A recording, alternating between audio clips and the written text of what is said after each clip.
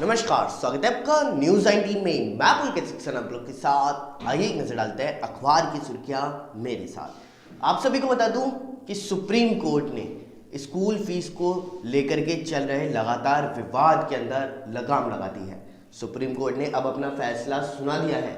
Supreme court ने कहा कि अब स्कूल फीस पूरी देनी पड़ेगी, लेकिन इसके अंतर्गत अब उन्होंने 5 मार्च से 6 किस्तों में इसको देने का प्रावधान किया है कि आसानी से अब अभिभावक भी फीस को जमा करा सकें। और साथ ही साथ स्कूलों के लिए निर्देश भी दिए हैं कि बोर्ड क्लास यानी 10वीं और 12वीं इन दोनों की कक्षाओं के लिए यदि किसी अभिभावक ने फीस अपने बच्चे की जमा नहीं कराई तो उनको बोर्ड एग्जाम में बैठने से ना रोका जाए, लेकिन उनसे फीस जरूर वसूली जाए। साथ ही साथ एक बात और आप सभी को बता दूं कि अब सुप्रीम कोर्ट ने एक और आदेश जारी किया है जिसके अंतर्गत स्कूल फीस को बढ़ाया नहीं जाएगा। यानी कि 2019 और 2020 के अंदर जो स्कूलों की फीस थी वही स्कूलों की फीस अब दोबारा से ली जाएगी। इनके अंतर्गत कोई भी संशोधन नहीं किया जाएगा। इससे कुछ स्कूल वाले खुश नजर आए हैं तो वहीं कुछ अभिभावक दुखी होते हुए भी नजर आए हैं। वहीं एक बात और आप सभी को बता दूं कि देश के अंदर किसान आंदोलन लगातार जारी है और इसी के चलते हुए पीएम नरेंद्र मोदी ने कहा है कि किसान आंदोलन पर हावी होने वाले परिजीवियों से देश को बचाना है। उन्होंने कहा कि चाहे शिक्षा हो, चाहे वकील हो, चाहे डॉक्टर हो, चाहे कोई अन्य व्यक्ति हो, वह सभी आंदोलन करके देश को भड़काते हैं और देश का नाम रोशन करने की जगह देश का नाम डुबाते हैं। एक तरह से उन्होंने ये बात कही और साथ ही साथ उन्होंने यह भी कहा कि इस आंदोलन के बीच में कुछ ऐसे लोग आ जाते हैं जिनकी वजह से ये आंदोलन खराब होता है और मैं उन्हीं लोगों की बात कर रहा हूँ, बाकी आंदोलन करने वाले लोगों की बात नहीं कर रहा हूँ। उल्टा उन्हें तो अच्छा लगता है कि लोग अपनी समस्या को लेकर के उनके नज़दीक आते हैं। साथ ही साथ आप सभी को एक बात और बता दूं कि ग्लेशियर के टूटने से कई सांसें उसके अंतर्गत दबती हुई नजर आई थी, तो कई सांसें उसके अंतर्गत फंसी हुई नजर आई थी। इसके अंतर्गत कल कुछ लोग सुरंग के अंदर दबे हुए थे और कुछ लोग मृत थे जो मलबे के अंदर दबे हुए थे। वह सभी भगवान का नाम ले रहे थे और उसी बीच वहाँ पर जवान मशाल लेकर के पहुँचे और उन्होंने उनकी जान भी बचाई और कुछ लोगों के शव को बाहर भी निकाला है। वहीं आप सभी को बता दूं कि इसके अंतर्गत 26 शवों को बाहर निकाला गया है। साथ ही साथ एक बात और आप सभी को बता दूं कि कोरोना के लगातार केस कम होते हुए नजर आ रहे हैं। अब इन दिनों बढ़ने का सिलसिला लगभग थम सा गया है। कल की बात करें तो कल राजधानी जयपुर के अंदर 12 नए कोरोना के केस सामने आए हैं और इन केसों के कंपेयर में अगर हम बात करें पुराने दिनों की तो पुराने दिनों में अब तक लगभग 10 महीनों में यह सबसे कम केस है। साथ ही साथ अगर हम ओवरऑल राजधानी जयपुर में कोरोना की बात करें तो राजधानी जयपुर के अंदर अब तक 59,093 कोरोना पॉजिटिव पाए गए थे और उनमें से 93 लोगों की मौत भी हुई थी। वहीं एक बात और आप सभी को बता दूं कि भारत और इंग्लैंड के बीच लगातार खेले जा रहे पहले टेस्ट के 5वें दिन आज भारत के लिए करो या मरो की स्थिति बनी हुई है, क्योंकि भारत को अब ये टेस्ट जीतने के लिए 9 विकेट ही बचे हुए हैं और 9 विकेट पर उन्हें 381 रन बनाने हैं। वहीं आप सभी को बता दूं कि कल चौथे दिन जब मैच खत्म हुआ था तब चौथे दिन के अंतिम स्कोर तक 420 रनों का टारगेट भारतीय टीम को दिया गया था और भारतीय टीम ने 1 विकेट खोकर के 39 रन बना लिए थे। अब उनके पास मात्र 9 विकेट हैं और उन 9 विकेट के नुकसान पे उन्हें 381 रन का बड़ा लक्ष्य भी पार करना होगा।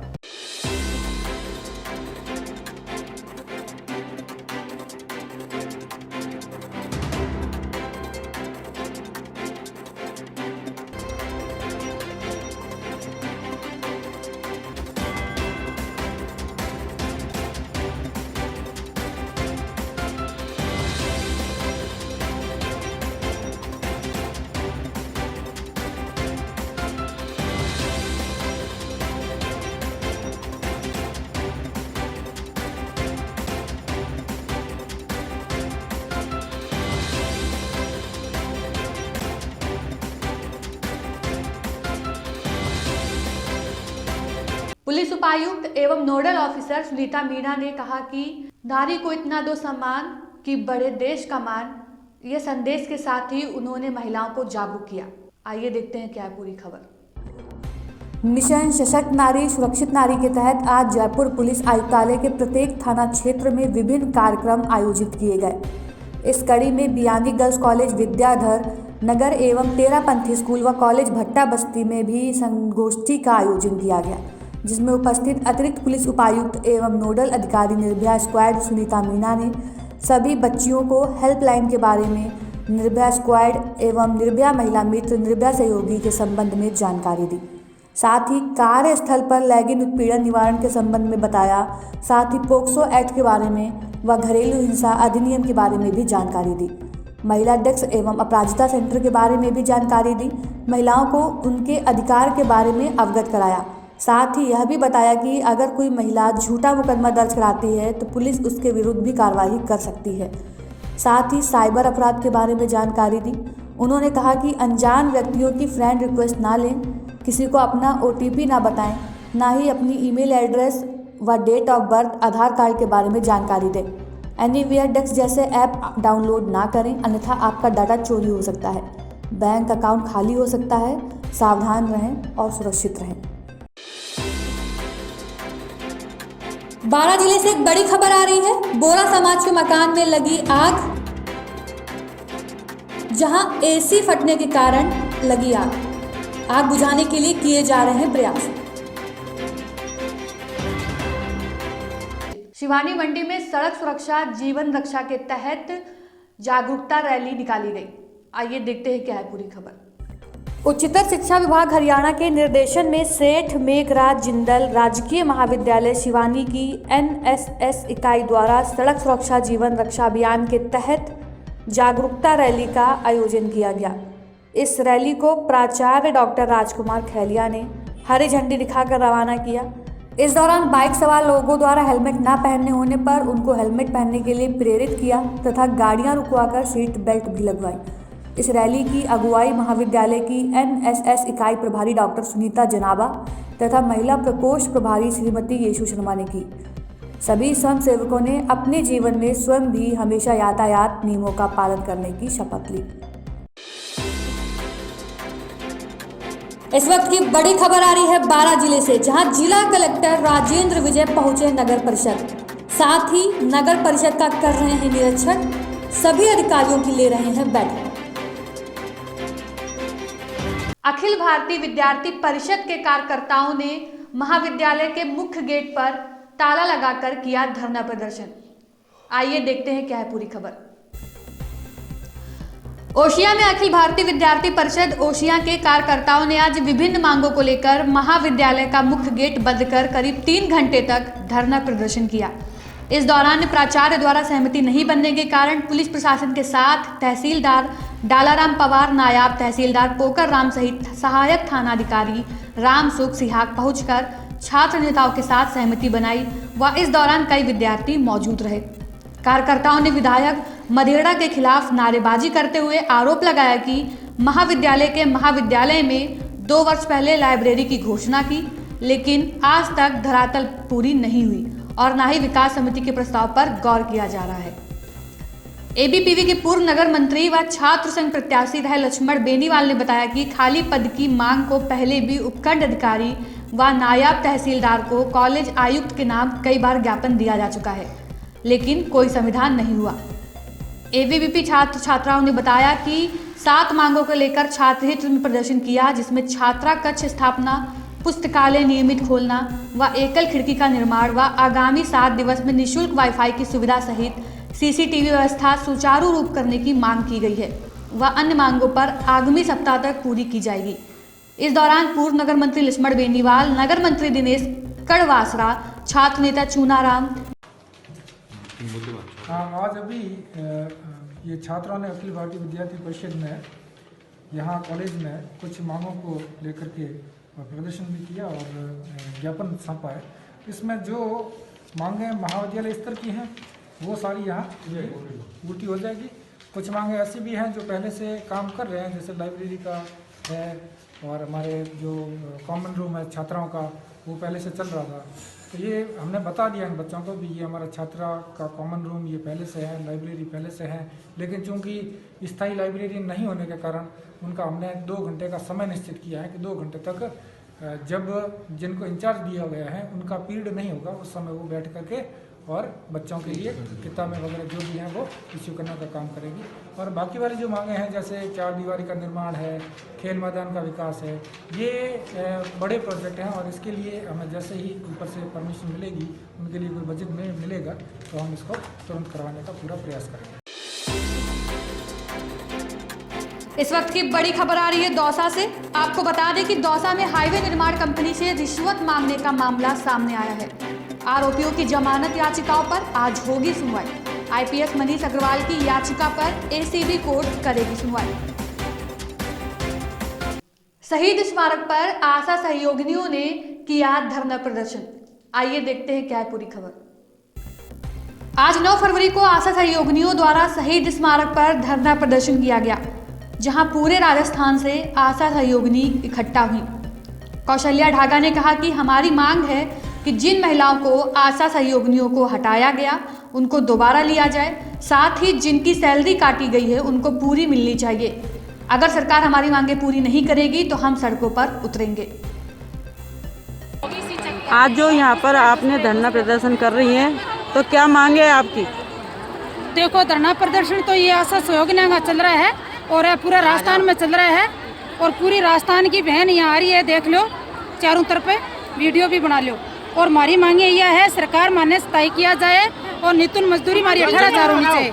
और एक मांग हमारी ये है कि जो भाड़ा पर मुकदमो लगे है, जो भाड़ नौकरी से उठाई है और हड़ताल के मान रही है, उनकी सैलरी भी कटी है, वह हमारी सैलरी मिलनी चाहिए। मुकदमा हमारा वापस किया जाए, न्यूनतम मजदूरी 18,000 होनी चाहिए, स्थायी किया जाए। और एक्सीडेंट पर और कोई कोरोना काल में कोई बहन की कुछ भी हो जाता है तो उन्हें मुआवजा मिलना चाहिए 15 से 20 लाख के बीच में। और सरकार से मेरा ये जवाब है, मैं कौशल्या ढाका आशा यूनियन की प्रदेशाध्यक्ष बोल रही हूँ और पूरी राजस्थान की बहनें मेरे साथ है और जब तक लड़ाई लड़ूंगी कि हमारी सरकार मांगे पूरी नहीं करेगी तब तक लड़ूंगी। और ये धरना हमारा आज की तारीख का यहाँ का पड़ाव है और सरकार ये जाग जाए, जल्दी जल्दी हमारी बातें पर गौर करे और हमारा शोषण न करे, तो ये बना ही कि यहाँ रुकेंगे। और अगर हमारी जल्दी मांग पूरी कर देंगे तो हम हमारे घरे चले जाएंगे। मेरी मांग ये है, शोषण हमारी तरफ देखे और सरकार हमारी तरफ देखे, हमारा शोषण ना करे। और ये आशा कितने दिन रोड पर रहेंगी, कितना दिन आपका शोषण कराती रहेंगी। अरे सरकार ने बैठे बैठे किसान दिख गए यहाँ ने और इनकी नाक के नीचे आशा सहयोगिनियां बैठी है रोड के ऊपर, तो सरकार हमारी तरफ क्यों नहीं देखता है। और सरकार है ना इसके जवाब चाहूँ, या तो हमारी मांगे जल्दी मान ले और नहीं तो आशा सहयोगिनियां पड़ाव पर उतरेंगे और रोड जाम करेंगे, पटड़ी जाम करेंगे, कुछ नहीं पता क्या करेंगे। हमारी मांगे पूरी मांग के रहेंगे। इस वक्त की बड़ी खबर आ रही है राजस्थान से, जहां राहुल गांधी के राजस्थान दौरे का आधिकारिक कार्यक्रम जारी किया गया। 12 फरवरी को हनुमानगढ़ तो 13 फरवरी को किशनगढ़ जाएंगे राहुल गांधी। 2 दिनों में 5 किसान सम्मेलन को करेंगे संबोधित। अवैध शराब रखने व बेचने वालों के तहत चलाए जा रहे अभियान के तहत जयपुर पुलिस अधीक्षक शंकर दत्त शर्मा ने अवैध शराब बेचते वक्त एक युवक को किया गिरफ्तार। आइए देखते हैं क्या है पूरी खबर। जयपुर जिला पुलिस अधीक्षक शंकर दत्त शर्मा के द्वारा अवैध शराब बेचने व रखने वालों की धरपकड़ हेतु चलाए जा रहे अभियान के तहत ज्ञान प्रकाश नवल अतिरिक्त पुलिस अधीक्षक दूदू के निर्देशन में सुश्री कीर्ति सिंह वृत्ताधिकारी सांबर लेक के सुपरविजन में रणजीत सिंह थानाधिकारी फुलेरा एवं टीम द्वारा अवैध शराब बेचते हुए एक व्यक्ति को गिरफ्तार किया गया। थानाधिकारी रणजीत सिंह ने बताया कि जिला स्तर पर अवैध शराब रखने में बेचने वालों के विरुद्ध चलाए जा रहे अभियान के तहत थाना फुलेरा द्वारा दिनांक 8 फरवरी को मुखबिर की सूचना पर हमने टीम द्वारा कार्रवाई करते हुए कौशल उर्फ कौशिक पुत्र देशराज जाति राजपूत उम्र 20 साल थाना फुलेरा के पास से 72 पौवे देसी शराब के जब्त कर गिरफ्तार किया था, जो अवैध शराब का विक्रय कर रहा था। साथ ही थानाधिकारी रणजीत सिंह ने कहा कि इस अवैध शराब रखने और बेचने वालों के विरुद्ध कार्यवाही आगे भी जारी रहेगी। नगर पालिका मंडल के सामुदायिक भवन में पालिका बोर्ड की सभा का आयोजन किया गया, जिसकी अध्यक्षता संगीता अग्रवाल ने की। आइए देखते हैं क्या है पूरी खबर। फुलेरा नगर पालिका मंडल स्थित सामुदायिक भवन में पालिका बोर्ड की साधारण सभा का आयोजन पालिका अध्यक्ष संगीता अग्रवाल की अध्यक्षता में आयोजित हुआ। साथ ही मीटिंग के दौरान पार्षदों के द्वारा हल्के शोर शराबे के बीच सर्वसम्मति से शहर में लगभग 26 करोड़ 84 लाख से होने वाले विकास कार्यों को पारित किया गया। मीटिंग के दौरान भाजपा पार्षद सरदार चौधरी व संजय पारिक ने अधिशासी अधिकारी से सवाल किया कि बोर्ड मीटिंग से शहर के पत्रकारों को दूर क्यों रखा गया, जिस पर पालिका अध्यक्ष संगीता अग्रवाल ने कहा कि इस प्रकार की मीटिंग में पत्रकारों को मीटिंग में बुलाने के लिए बोर्ड बाध्य नहीं है। इस पर उपस्थिति पत्रकारों ने अधिशासी अधिकारी से बात की तो उन्होंने कहा कि आगे से ध्यान रखा जाएगा और मीटिंग की पूर्व सूचना पार्षदों के साथ साथ पत्रकारों को भी दे दी जाएगी। पालिका बोर्ड व अधिशासी अधिकारी द्वारा पत्रकारों को मीटिंग की सूचना नहीं देने पर उपखंड पत्रकार संघ अध्यक्ष आनंद वर्मा के नेतृत्व में पत्रकार उपखंड अधिकारी राजकुमार कसवा से मिले और एक ज्ञापन सौंपा, जिस पर उपखंड अधिकारी ने कहा कि पत्रकार जनता और सरकार को एक सूत्र में बांधने का कार्य करते हैं, फिर भी अगर ऐसा हुआ तो संबंधित अधिकारी से संज्ञान लिया जाएगा।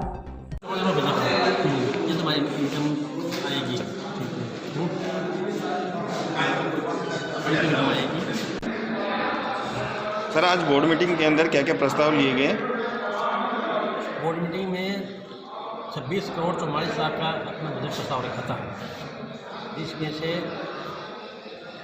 8 करोड़ 38 लाख तो आवंटित हुए हैं और 16 करोड़ विकास कार्यों के लिए होगा। 2 करोड़ में लास्ट में शेष बचने के लिए अपने रखा है। इस 1 अप्रैल को 2 करोड़ 44 लाख रुपये तो इनकम बचने की संभावना है। 8 करोड़ 42 लाख रुपये अपने पास चुंगी पुनर् बनाना है, पट्टे हैं, उनसे आएगी। 15.55 करोड़ अपने सेंटर से जो आप स्टेट से सहायता आती है वो आने की संभावना है। तो 26 करोड़ 44 लाख रुपये आने की संभावना है। 24 करोड़ 41 लाख रुपए खर्च होगा। 2 करोड़ लास्ट में शेष बचने की। खर्च के लिए सर अभी जो पालिका क्षेत्र के परिक्षेत्र के अंदर खर्च करने हेतु मतलब क्या क्या ऐसे प्रस्ताव लिए गए हैं जनहित से रिलेटेड? मतलब विकास कार्य के हैं। विकास कार्य में सड़क भी है, नाली भी है, सफाई है, रोशनी है, इस टाइप के काम सभी हुए। हाँ, और सर पिछले बोर्ड में जो बड़े बड़े नाले बनाए गए थे गंदे पानी के लिए, उन पे आज तक फेरो कवर नहीं लगे हैं। उस संदर्भ में बोर्ड ने कोई निर्णय लिया? इस संबंध में अपने बोर्ड को प्रस्ताव रख देंगे कि ये कार्य करवाना है। विकास कार्य में सब आ गए, सड़क बहेगी, नाली बहेगी, जब जो जरूरत होगी यहाँ फेरो कवर लगाने हैं, यहाँ सड़क बनानी है, नाली बनानी है, तो अपन उसमें बोर्ड में प्रस्ताव ले लेंगे। विकास कार्य करवाते रहेंगे पूरे साल में काम है। ठीक है सर, थैंक यू। मैं फुलेरा भी आज पालिका बोर्ड की एक मीटिंग थी विकास कार्यों को लेकर।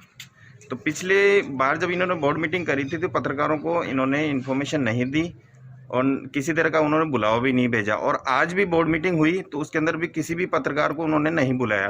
तो फिर भी हम लोग पहुंच गए और हमने क्वेश्चन किया उन लोगों से कि सर हमें इनवाइट क्यों नहीं किया गया। तो उन्होंने कहा कि हमारे इस प्रावधान में ऐसा कुछ भी नहीं है और बुलाने के लिए हम बाध्य नहीं हैं।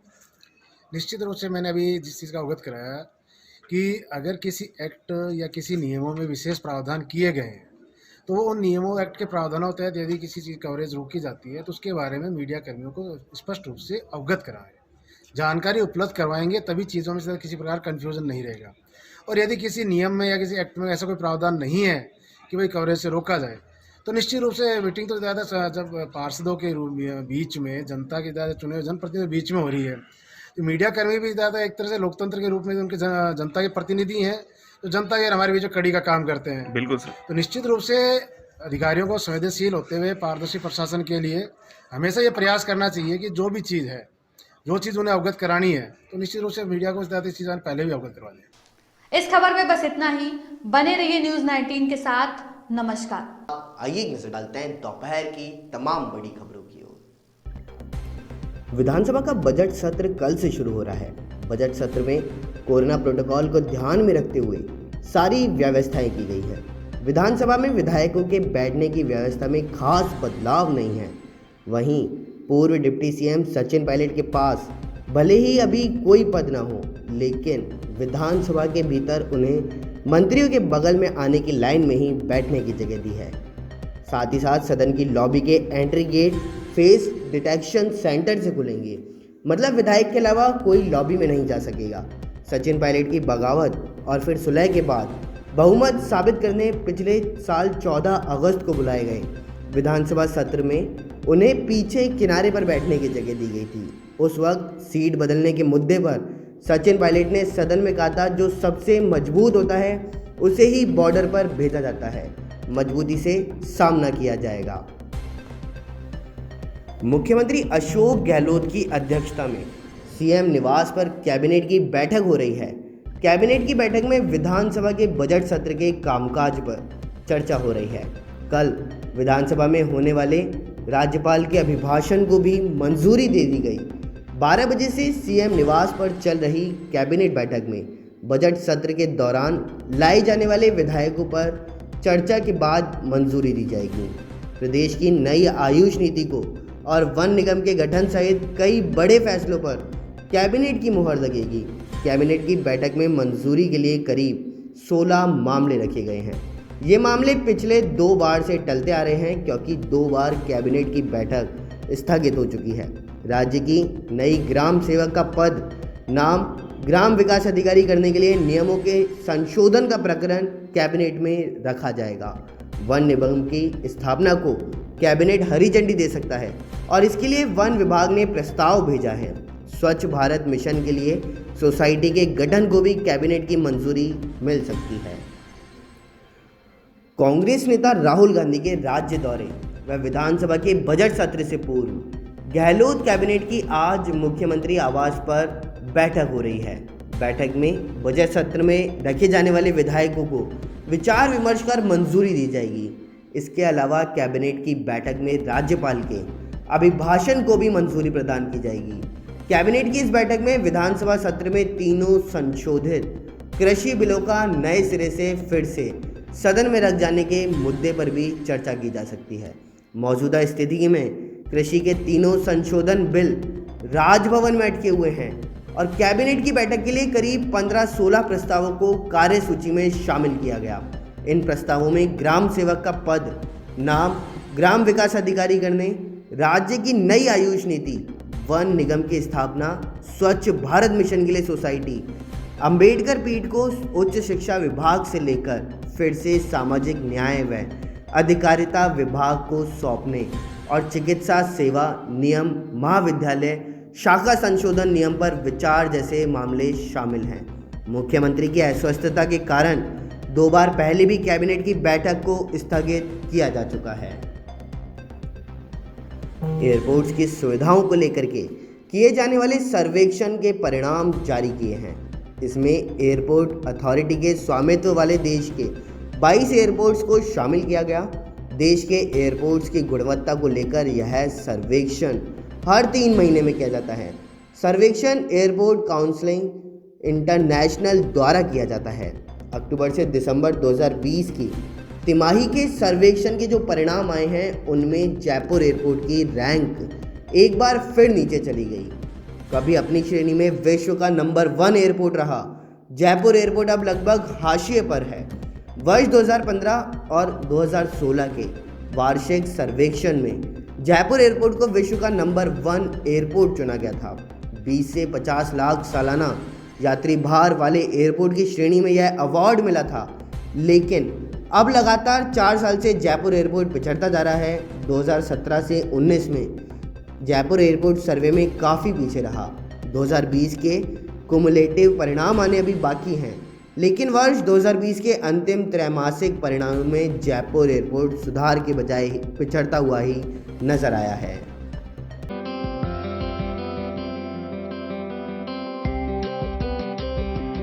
नमस्कार, स्वागत है आपका न्यूज़ 19 में। मैं पुलकित सक्सेना आप लोग के साथ। आइए एक नजर डालते हैं न्यूज़ 19 के सुबह सवेरे की ओर। खराब हुई सब्जियों के साथ हम क्या करते हैं? फेंक देते हैं या ज़्यादा ही जागरूकता रही तो गमलों में डाल देते हैं ताकि खाद बन जाए। लेकिन हैदराबाद में एक ऐसी सब्जी मंडी है जो खराब सब्जियों से बिजली तैयार कर रही है। बोवनपल्ली मंडी में हर दिन लगभग 10 टन कचरा एकत्र होता है। पहले ये फेंक दिया जाता था, लेकिन अब इसी जैविक कचरे से रोजाना लगभग 500 यूनिट बिजली तैयार हो रही है।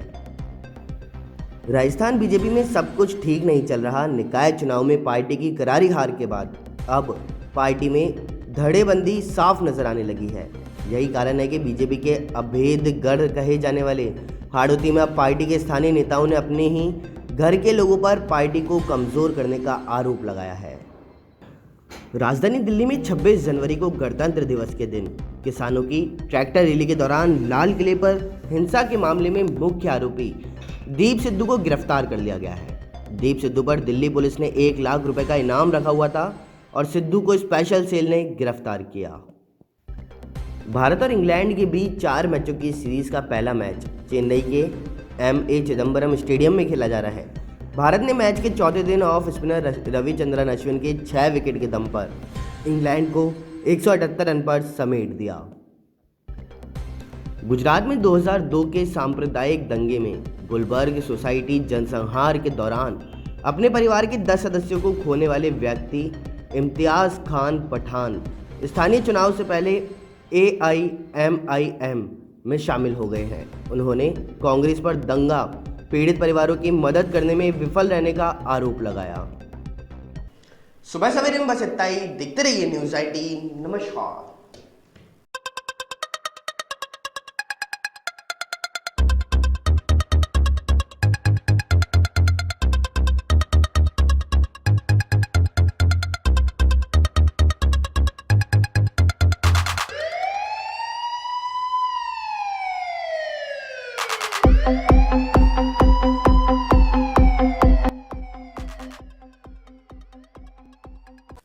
यही दामन रहा तो मुश्किलों का हल भी निकलेगा। जमीन बंजर हुई तो क्या हुआ, वहीं से जल भी निकलेगा। ना हो मायूस ना घबरा अंधेरे से ऐ नारी, इन्हीं रातों के दामन से सुनहरा कल भी निकलेगा। आज के समय में देश की बेटी सुरक्षित नहीं है, बेटों की तरह बाहर नहीं जा सकती। आए दिन उनके साथ दुष्कर्म जैसी घटनाएं भी देखने को मिलती हैं और इसी को लेकर के राजधानी जयपुर में मिशन सशक्त नारी सुरक्षित नारी अभियान चलाया जा रहा है और इसी के अभियान को चलाने वाली अतिरिक्त पुलिस उपायुक्त व निर्भया स्क्वाड नोडल अधिकारी सुनीता मीणा के नेतृत्व के अंदर यह चलाया जा रहा है। तो आज वो हमारे साथ स्टूडियो के अंदर मौजूद हैं। तो नमस्कार मैम, स्वागत है आपका हमारे स्टूडियो के अंदर। सबसे पहले तो आपने जो अभियान चलाया, इस अभियान के बारे में बताइए। ये अभियान चल रहा है जयपुर आयुक्तालय के अंदर, सशक्त नारी सुरक्षित नारी। हम सभी का यही कहना है कि पूरे राजस्थान की जनता हमें आप पर नाज है, क्योंकि आप कहते हैं कि सशक्त नारी से ही बनेगा सशक्त समाज। तो बहुत ही शानदार तरीके से ये मिशन को हम लोगों ने शुरुआत किया। 1 फरवरी से 15 फरवरी तक ये मिशन हमारा चालू रहेगा और इसमें DCP स्तर से लेके और निचले सिपाही स्तर तक का व्यक्ति भी घर घर जाकर ये अलख जगाएगा। हर स्कूल, हर कॉलेज में, हर कॉलोनी, हर सोसाइटी में रोड पर पैदल मार्च करके रैलियां निकाल कर ये अलख जगाएंगे कि हर महिला को हमें सशक्त बनाना है और ऐसा समाज निर्मित करना है जिसमें वो अपने आप को सुरक्षित महसूस करे। तो जैसा कि आप अभी बता रहे हैं कि ये अभियान 1 तारीख से चलाया गया है, तो इस 1 तारीख से लेकर के अभी तक इसके अंतर्गत क्या क्या कार्य किए गए? इसमें लगातार हम लोगों ने पैम्पलेट्स बांटे हैं, पोस्टर्स लगाए, होर्डिंग्स लगाए हैं। हमारी हेल्पलाइन के बारे में जन जागरूकता अभियान हमने छेड़ा है और हर थाना स्तर से जो हमारे SHO, SCPs ये लोग भी घर घर जाकर बात कर रहे हैं और झुग्गी झोपड़ियों से लेके और 5 सितारा तक, यानी कि हर व्यक्ति को हम लोग इसके अंदर कवर कर रहे हैं और हर व्यक्ति को ये जन जागृति फैला रहे हैं कि आपके कानून क्या है, आपके अधिकार क्या है, उनके बारे में हम उन्हें चेतना दे रहे हैं। लेकिन अगर देखा जाए तो देश की राजधानी दिल्ली, वहां पे सबसे ज्यादा रेप और दुष्कर्म के मामले देखने को मिलते हैं। लेकिन अगर वहीं राजस्थान की राजधानी जयपुर की बात करें तो राजस्थान की राजधानी जयपुर के अंदर भी लगातार दुष्कर्म के मामले बढ़ते हुए जा रहे हैं। तो इसको लेकर के आपका क्या कहना है? ये जो हमने अभियान चलाया है वो इसीलिए चलाया है, हम लोग ये कहना चाह रहे हैं कि इस देश में 99% पुरुष बहुत अच्छे हैं ओनली 1% लोग ऐसे असामाजिक हैं जिनकी वजह से खामेखा पुरुष जाति बदनाम हो रही है, और ऐसे असामाजिक तत्वों को सलाखों के पीछे लेके जाना ही पुलिस का ध्येय है। आम जन में विश्वास और अपराधियों में डर, यही हमारा मेन उद्देश्य है कि जनता के अंदर ये जाए। और ये जन जागृति अभियान भी हम इसीलिए फैला रहे हैं कि हर महिला इसके लिए तैयार हो जाए। एक ऐसा हम समाज निर्मित कर लें जिसमें पुलिस के साथ साथ समाज भी उठ खड़ा हो इन दरिंदों को तलाकों के पीछे ले जाने के लिए। हम हेल्पलाइन नंबर भी इसीलिए उन्हें घर घर जाके बता रहे हैं 1090, क्योंकि अगर किसी के महिला के मन में हिच है, कोई परेशानी अगर वो फील कर रही है, अंदर ही अंदर अगर वो घुटन महसूस कर रही है, तो ऐसे लोगों के बारे में वो बताए ताकि हम लोग शुरुआती तौर पे ही उस व्यक्ति को दबोच ले और उसके खिलाफ कार्रवाई करें, ताकि ऐसे दरिंदों को मौका ना मिले।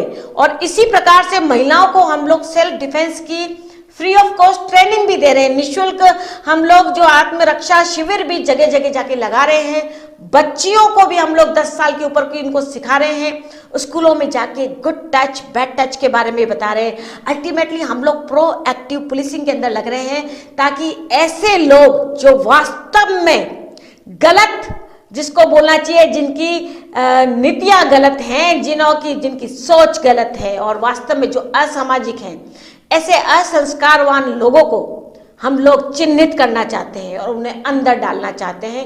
और यही कारण है कि हम हर महिला को सजग, सतर्क, सुरक्षित बनाने के लिए उन्हें सावधानियां भी बता रहे हैं। लेकिन कुछ ऐसी देश की बेटियां हैं जिन्हें अभी भी डर लगता है कि अगर उन्होंने इस बारे में शिकायत करी तो उनकी बदनामी हो जाएगी समाज के अंदर, या फिर उनके ऊपर कोई अलग से दुश्मनी रंजिश ना हो जाए उनके किसी अन्य व्यक्ति के साथ में, तो वह इसको लेकर के कंप्लेन भी नहीं करती हैं। बिल्कुल। तो इसको लेकर के आपके अभियान के अंदर ऐसा क्या चलाया जा रहा है कि जिससे उन बेटियों को सुरक्षित रखा जा सके? जी, आपने बहुत बेहतरीन प्रश्न पूछा है कि कोई हम लोगों के मन में यही डर रहता है कि हम थाने में जाएंगे, हमारी रंजिश हो जाएगी। तो अब हमने जो आपको हेल्पलाइन बता रहे हैं हम लोग 1090, यानी कि 100 नंबर तो आप सभी को याद है ही। 100 में आप 10 माइनस करते हैं तो 90 आता है, तो इसी को मिक्स करके हमने बनाई है 1090। तो ये जो 1090 आपकी महिला गरिमा हेल्पलाइन है, ये सबसे बढ़िया इसीलिए है कि इसमें अगर कोई भी आपको परेशान कर रहा है, तंग कर रहा है, किसी भी रूप में तंग कर रहा है, कोई आपको दहेज की प्रताड़ना दे रहा है, घरेलू हिंसा कर रहा है, या कोई असामाजिक तत्व आपके साथ में छेड़खानी कर रहा है, आपका पीछा कर रहा है, अश्लील मैसेज भेज रहा है, मिस कॉल दे रहा है, फ्रेंड रिक्वेस्ट भेज रहा है, ऐसा कुछ भी कर रहा है जिससे कि आपकी रातों की नींद खराब हो रही है, तो अब आपको डरने की जरूरत बिल्कुल नहीं है। आपको थाने में जाने की जरूरत भी नहीं है। सिर्फ आप इनको हमारी जो हेल्पलाइन है आप इसमें कॉल कीजिएगा। अभी नीचे हमारी हेल्पलाइन भी आपको फ्लैश होती नजर आएंगी, आप इन पे कॉल कीजिए। और इसका सबसे बड़ा फायदा यही है कि इसमें हम आपकी पहचान को गोपनीय रखेंगे। हम किसी को नहीं बताएंगे कि हमें कॉल किसने किया। और जो असामाजिक तत्व है, जो वास्तव में इस समाज में गंदगी फैला रहा है, उसे हम सलाखों के पीछे लेके जाएंगे। पाबंद करने वाला मामला है तो पाबंद करेंगे, लेकिन बहुत इंपॉर्टेंट ये है कि हमारे पास सही और सच्ची जानकारी आनी चाहिए। अगर कोई महिला भी गलत सूचना देती है तो उसके खिलाफ भी कार्रवाई की जाती है। बिल्कुल आप सही कह रहे हैं, क्योंकि आज के समय में कई ऐसी महिलाएं भी हैं जो इस बात का गलत फायदा उठाती हैं और पुरुषों के खिलाफ में इसको छेड़ती हैं ताकि उनको सजा मिल सके, और उनको इससे रिलेटेड धमकाती भी हैं कि उन्हें इसके पीछे पैसे देने पड़ेंगे या फिर रिश्वत का कोई अन्य मामला भी सामने आता है। लेकिन आपने बहुत अच्छी बात बताई कि इसके लिए हम पूरी जांच पड़ताल करते हैं और जांच पड़ताल करने के बाद ही हम कोई एक्शन लेते हैं। लेकिन पुलिस जांच पड़ताल करती है, आरोपी को पकड़ती है और आरोपी को पकड़ने के बाद में कोर्ट में पेश करती है।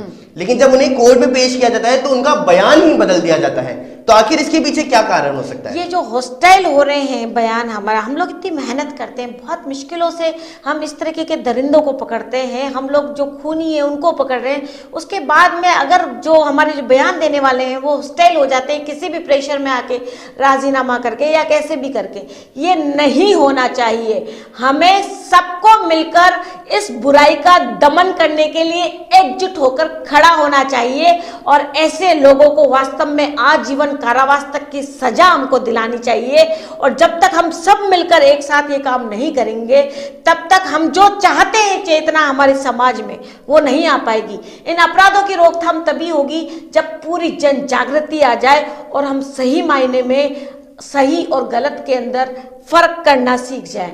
गलत आदमी को सपोर्ट ना करें, सही आदमी को ही सपोर्ट करें। और अगर ऐसे व्यक्ति को पुलिस ने पकड़ा है तो पुलिस की मदद करें। गवाह जो है अपने बयान लास्ट तक उन्हीं पे बना रहे। हम लोग उनको पूरी सुरक्षा भी देते हैं और हमेशा हर गवाह को हम लोग अपना समर्थन भी देते हैं कि आप पूरी तरीके से मजबूती से अपने बयान को पेश करें, किसी से भी डरे नहीं। अब कानून में बहुत बदलाव भी आ गए। अगर आपने गलती से भी कुछ गलत किया या आपने हॉस्टाइल भी होते तो आपके खिलाफ भी कार्रवाई हो सकती है। बिल्कुल आप सही कह रहे हैं, लेकिन मैं आपसे एक बात और पूछना चाहूंगा कि राजधानी जयपुर के अंदर ही नहीं, पूरे राजस्थान के अंदर कई ऐसे मामले हैं जो रोज सामने आते हैं और उन मामलों की सुनवाई कोर्ट के अंदर होती है, लेकिन कोर्ट का फैसला आते आते ये पूरा का पूरा मामला ठंडा हो जाता है। कोर्ट के फैसले में आखिर इतनी देर क्यों लगती है? क्यों कोर्ट इतनी जल्दी फैसला ना सुनाते हुए उन अपराधियों को बाहर छोड़ती है? बिल्कुल आप सही कह रहे हैं कि कोर्ट के अंदर जो ये फैसले आते आते तारीख पे तारीख की जो बात आती है तो निश्चित रूप से अब काफ़ी चेंजेस कोर्ट में भी होने लगे हैं और अब उन लोगों ने भी चेंज किया है, क्योंकि हर जगह परिवर्तन की ज़रूरत है और परिवर्तन हो रहा है। अब ऐसे मामले जो महिलाओं से संबंधित हैं, ऐसे मामले जो कमजोर वर्ग से संबंधित है, ऐसे मामले जिनमें की तुरंत सुनवाई होनी चाहिए, उनमें फास्ट ट्रैक हमने जो कोर्ट है वो आप देखने लगेंगे। और अब आप देखिए कितना जल्दी उनमें फैसला भी आना शुरू हो जाएगा। इस दुनिया में देर है तो अंधेर नहीं, मतलब कि काम जरूर होंगे और बहुत अब फास्ट ट्रैक होना शुरू भी हुआ है। निश्चित रूप से आपको देखने को मिलेंगे बहुत जल्दी फैसले, बहुत सही फैसले। और अगर जो गलत बयान दे रहा है तो उसके खिलाफ भी होती हुई कार्रवाई भी आप देखेंगे। तो निश्चित रूप से समाज में ये बदलाव जरूरी है। तो ये जो आपका अभियान चलाया जा रहा है ये कब तक चलेगा राजधानी जयपुर के अंदर? ये अभियान अभी जो पूरा चलाया हुआ है युद्ध स्तर पे चल रहा है 1 फरवरी से 15 फरवरी तक, और उसके बाद में भी ये अभियान बंद नहीं होगा। निर्भया स्क्वाड इसको लगातार चलाएगी, क्योंकि अभी हम लोग ने कोशिश की एक बड़ी टीम, एक विशाल तरीके से पूरे पुलिस परिवार को हमने इसमें झोंका है ताकि हम जन जन तक पहुंच सके। उसके बाद में हम लोगों ने इसमें साथ ही हमने निर्भया महिला मित्र भी बना रहे हैं, हम निर्भया सहयोगी भी इस पे बना रहे हैं। हर निर्भया एक व्हाट्सएप ग्रुप बना रही है अपनी बीट का, अपने थाना स्तर का। हम लोग अब उन लोगों से लगातार जुड़े रहेंगे। जो भी कानून में संशोधन है, जो भी जानकारियां हैं, जो उनके अधिकारों के बारे में बात है, उन सबकी जन जागृति हम लगातार व्हाट्सएप और अन्य ऐप के माध्यम से भी उन्हें लगातार देते रहेंगे, अपडेट करते रहेंगे। और इस जन जागृति अभियान को पूरे साल भर हम लोग चलाने वाले हैं, क्योंकि ये चीज अभी एक शुरुआत मात्र है। और अभी तो ये कहना चाहिए कि ये तो ट्रेलर है, पिक्चर अभी बाकी है। बिल्कुल आप बिल्कुल सही कह रहे हैं कि ये तो एक ट्रेलर है, पिक्चर अभी बाकी है। तो अब देखते हैं कि इस आने वाली पिक्चर के अंदर और क्या क्या बदलाव हो सकता है और निर्भया स्क्वाड टीम के द्वारा आखिर देश की बेटी सुरक्षित महसूस करती है या नहीं। तो इस खास मुलाकात के अंदर बस इतना ही। देखते रहिए न्यूज़ 19। नमस्कार।